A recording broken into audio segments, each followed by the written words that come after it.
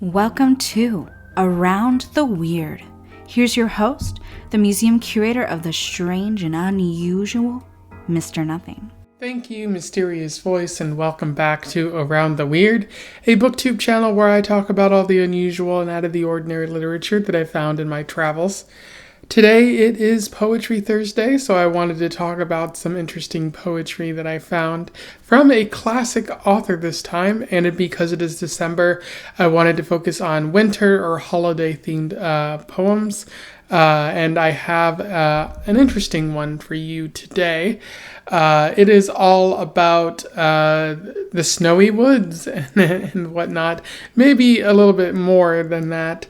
I am referring to Stopping by Woods on a Snowy Evening by Robert Frost. For those who don't know, Robert Frost is I'd have to say a classic American poet, having lived between the late 1800s and the mid 1900s. He was known for writing poetry primarily, but he also wrote plays and nonfiction as well. He wrote mostly about pastoral images, pastoral settings, or rural, woodsy type settings, which you see in this poem.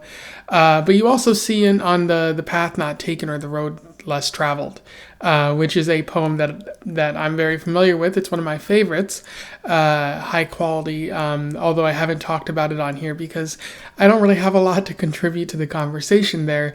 A lot of people have said many things about Robert Frost, and I just be another one of them. So I try to not talk about him so much, even though he is a pretty interesting poet. He won a number of awards for his work, including the Nobel Prize for Literature 4 different times in his life, which is pretty spectacular.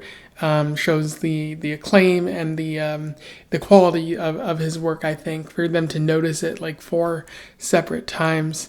He's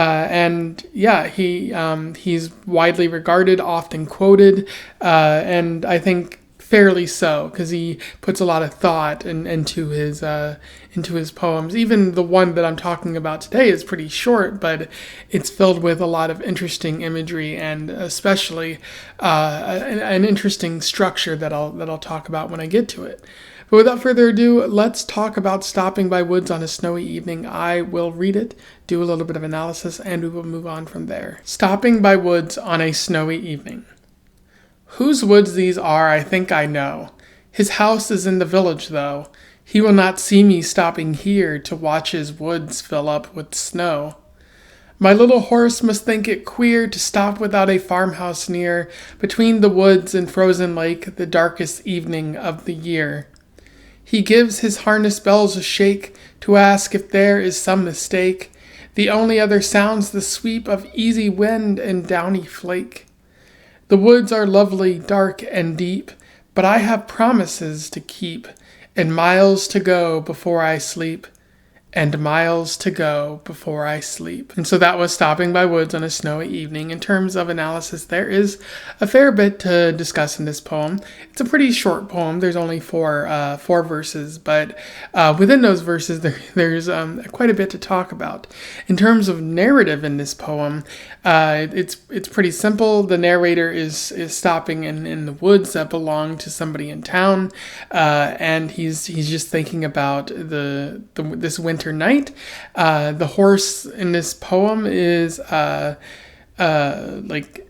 just thinks it's unusual and gives a shake of the bell in order to draw attention to the fact that they have to get on going. And as the poem comes to a close, the narrator says, I'd like to stay here, but I have promises to keep and miles to go before I sleep. A lot worth talking about in that final verse, but it seems like a pretty simple poem talking about the dark night of the year, as the nights get darker and darker, and the woods fill up with snow. It's very beautiful, very pleasant, something I think I've experienced before, if not being in the woods, at least being in a snowy evening, and like in December or something like that, as it gets dark at like 4 p.m. A lot worth discussing in that regard. But there are other interesting elements of this poem, specifically in the third verse, the second and third, talking about a little horse, and he gives his harness bells a shake to ask if there is some mistake. And what a lot of people have speculated, and again, this is why I don't talk about Frost so much, is because everyone has just kind of done it or talked about his poems to death, is a lot of people have speculated that this poem is about Santa Claus. It would make sense. It's a very snowy night. Stopping in the woods, the narrator claims to know who this person is, but they wouldn't mind. And they have promises to keep and miles to go before they sleep, so there's a lot of work for them to do. Personally, I feel like that's a little bit reaching at times. Maybe Frost has come out and said it's Santa Claus himself. I personally don't think so.